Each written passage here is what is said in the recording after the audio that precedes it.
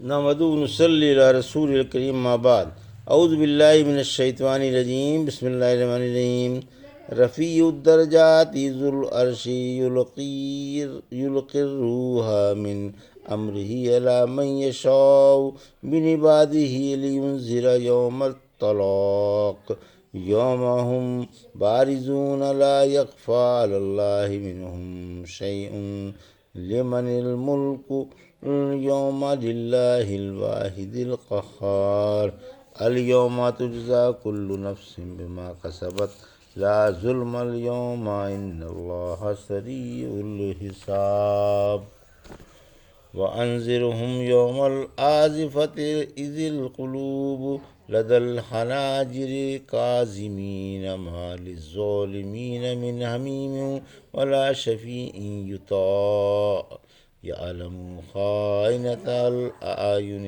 وما تخفی الصدور واللہ یقضی بالحق والذین یدعون من دونہ لا یقضون بشیء ان اللہ هو السمیع البصیر۔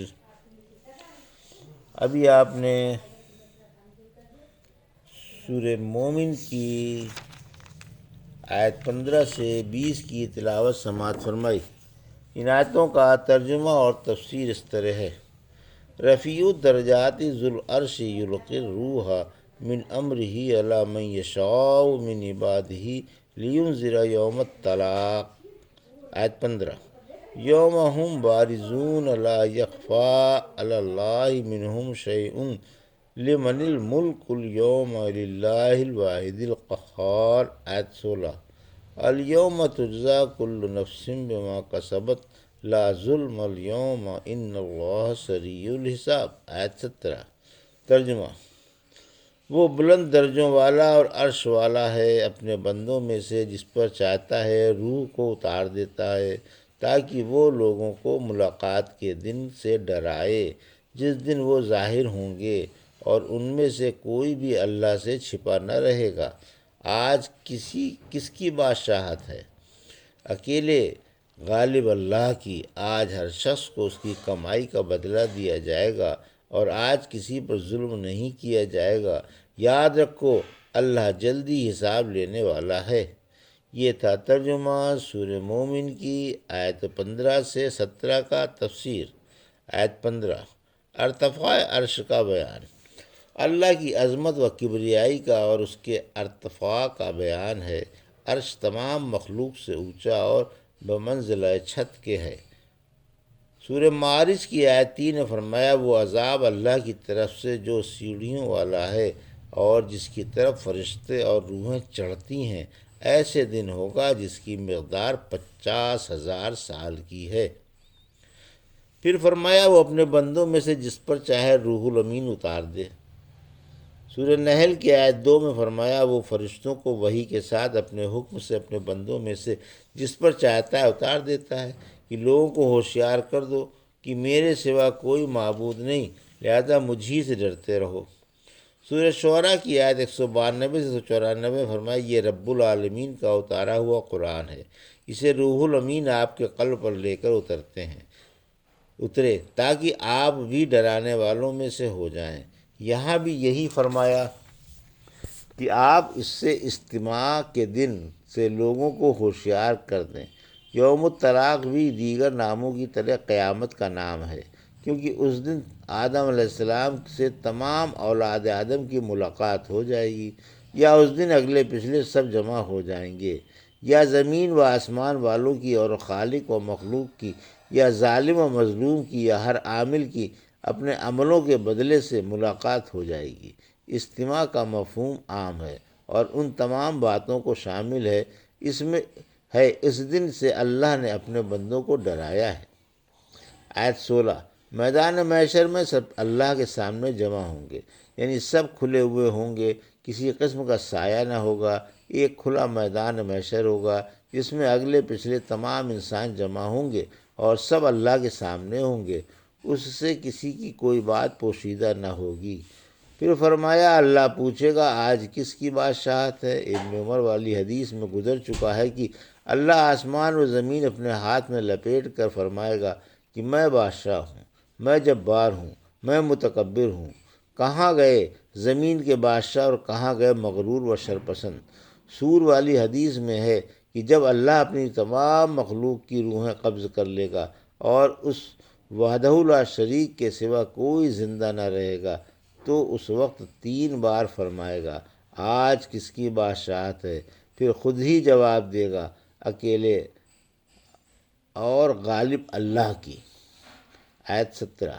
قیامت کے دن پورا پورا انصاف ہوگا، یعنی اللہ اپنی مخلوق پہ پورا پورا عدل فرمائے گا اور اعمال کا بدلہ انصاف سے پورا پورا دے گا۔ بھلائی یا برائی میں رائی بھر بھی ظلم نہ ہوگا، بلکہ ایک نیکی کی کم از کم 10 اور ایک برائی کی ایک ہی برائی ملے گی۔ اللہ نے فرمایا، اے میرے بندو، میں نے اپنے اوپر ظلم حرام فرما لیا ہے اور تم پر بھی حرام کر دیا ہے، لہذا کسی پر ظلم نہ کرو۔ یہاں تک کہا، اے بندو، یہ تمہارے عمل ہی ہیں جن کا ایک ایک کر کے پورا پورا بدلہ دیا جائے گا۔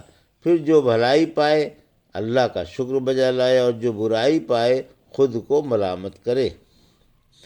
پھر فرمایا، اللہ بہت جلدی حساب لینے والا ہے، یعنی اس کے نزدیک تمام مخلوق کا حساب ایک شخص کے حساب کی مانند ہے۔ سورہ لقمان کی آیت 28 میں فرمایا، تمہاری پیدائش اور دوبارہ زندگی ایک شخص کی پیدائش اور دوبارہ زندگی ہی کی مانند ہے۔ سورہ قمر کی آیت 50 میں فرمایا، ہمارا حکم صرف ایک بار پلک جھپکنے کی طرح ہوگا۔ وَأَنذِرْهُمْ يَوْمَ الْآزِفَةِ إِذِ الْقُلُوبُ لَدَى الْحَنَاجِرِ الْكَاظِمِينَ مَا لِلظَّالِمِينَ مِنْ حَمِيمٍ وَلَا شَفِيعٍ يُطَاعُ۔ آیت 18۔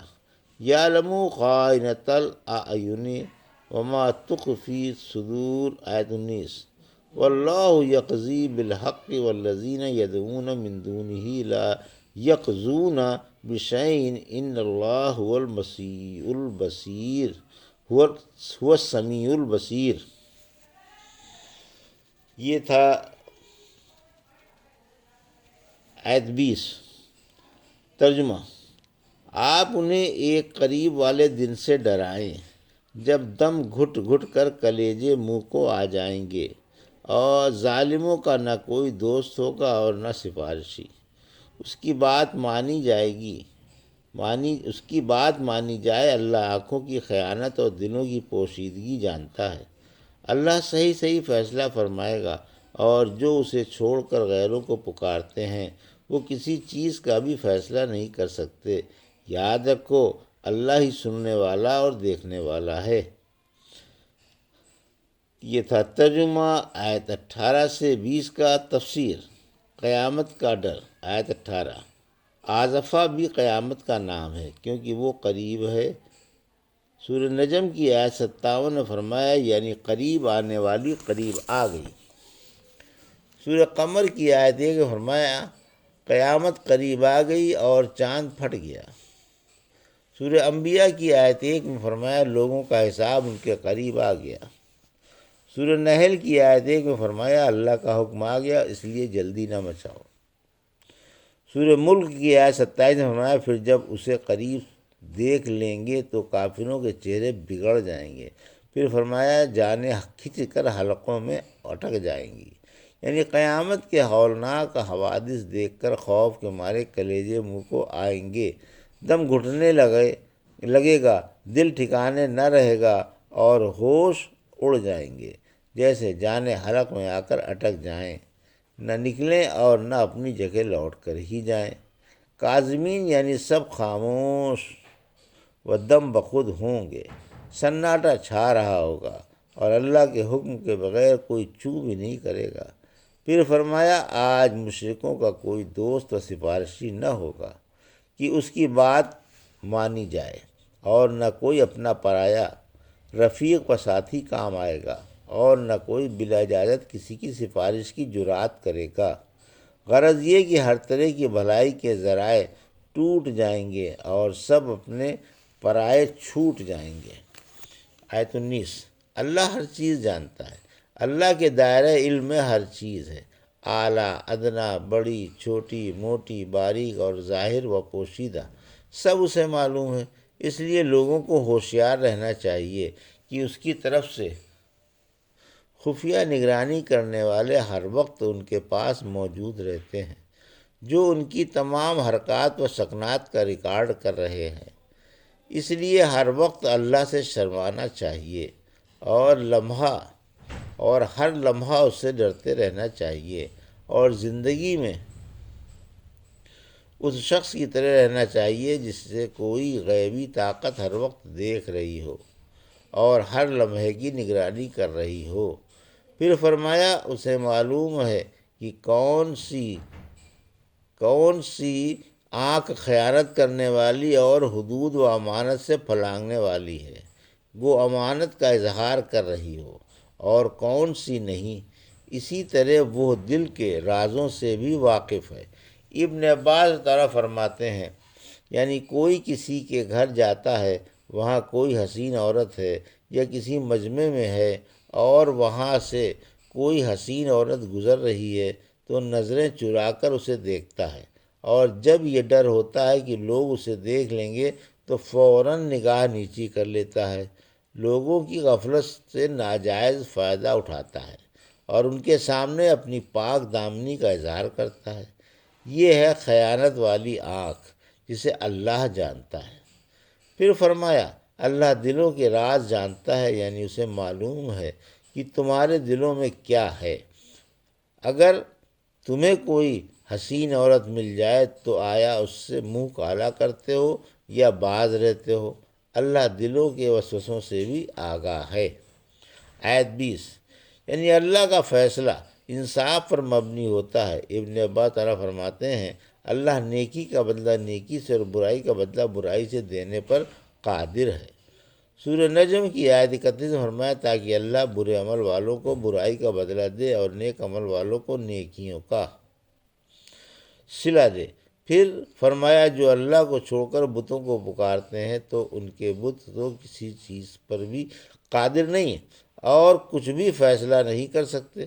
اللہ اپنی مخلوق کی باتیں خوب دیکھنے والا ہے، وہ جسے چاہے گمراہ کر دے۔ اس حاکم کے ہر طرح کا فیصلہ صحیح اور مصلحت پر مبنی ہے۔ یہ تھا سورہ مومن کی آیت 15 سے 20 کا ترجمہ اور تفسیر جو بھی آپ نے سماعت فرمائی۔ بارک اللہ لی و لکم فی القرآن الحکیم و نفعنی ایاکم بآیات الذکر الحکیم۔